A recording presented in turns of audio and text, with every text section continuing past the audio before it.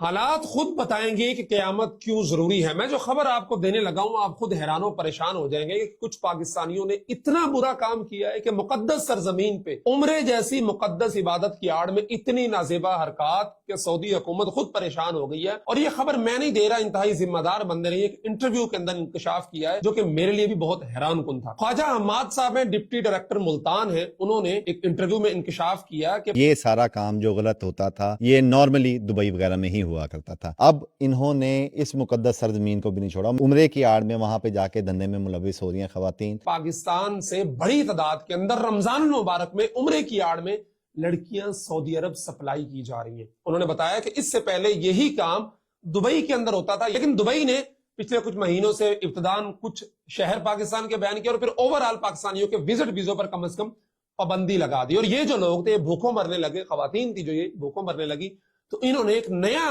راستہ تلاش کیا کہ نئی مارکیٹ ان کے سامنے اوپن ہوئی، اور وہ تھی مقدس سرزمین کی، وہ سعودی عرب کی سرزمین تھی جہاں پہ ٹورزم پچھلے کئی مہینوں سے، پچھلے کئی سالوں سے بلکہ بہت ترقی کر رہی ہے۔ تو انہوں نے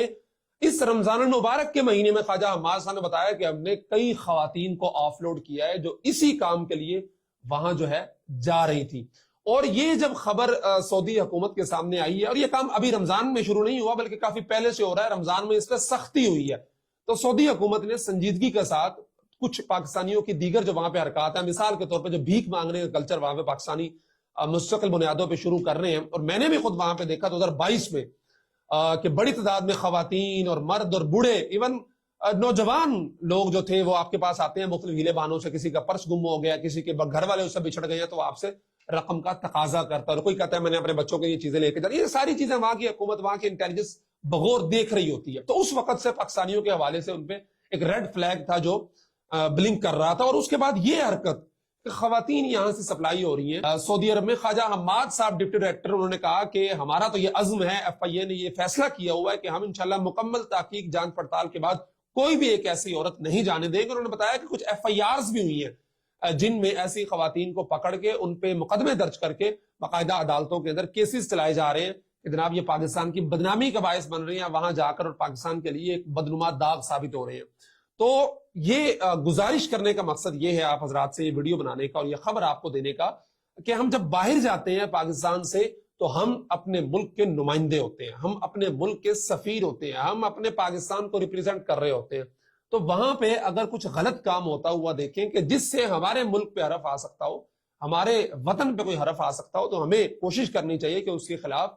آواز اٹھائیں۔ اور یہ صرف خواجہ حماد صاحب نے ملتان کی بات کی ہے، صرف ملتان سے ایسے لوگ جا رہے ہوں گے؟ یقیناً نہیں، کراچی ہے، اسلام آباد ہے، پشاور ایئرپورٹ ہے، لاہور ہے، نہ جانے کتنی کئی سو یا ہزاروں خواتین اس سلسلے میں وہاں پہ جا چکی ہوں گی، اور کئی وہاں پہ پکڑی بھی جا چکی ہوں گی، اور جب پکڑی گئی ہوں گی، جب پاسپورٹ نکلا ہوگا تو یقیناً گرین پاسپورٹ ہوگا، تو اس سے جو شک و شبے کا دائرہ ہے اور جو ریڈ فلیگ ہے وہ پاکستان کے اوپر لگے گا۔ آپ کے لیے، میرے لیے، جو وہاں پہ عبادت کرنے کے لیے جاتے ہیں، ان کے لیے مشکلات کھڑی ہو سکتی ہیں۔ اس لیے اس برائی کے خلاف اجتماعی طور پہ آواز اٹھانی چاہیے، اور حکومت کو اس جانب متوجہ کرنا چاہیے کہ اس طرح کے ایک دو آفیسر جو اس کے خلاف علم جہاد بلند کیے ہوئے ہیں،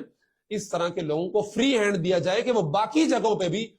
مکمل طور پہ تحقیق تفتیش کے ساتھ ایسے لوگوں کے گھیرا تنگ کریں، انہیں پکڑیں، آف لوڈ کریں، اور وہاں نہ جانے دیں کہ اگر یہ لوگ وہاں چلے گئے، وہاں جا کے انہوں نے برے اعمال کیے تو اس میں یقیناً حکومت کا حصہ بھی شامل ہوگا، کیونکہ حکومت نے ان لوگوں کو ڈھیل دی تھی اور یہ لوگ اتنی آزادی کے ساتھ وہاں پہ جا کے ایسے الٹے سیدھے کاموں کے اندر جو ہے وہ شریک ہو رہے تھے۔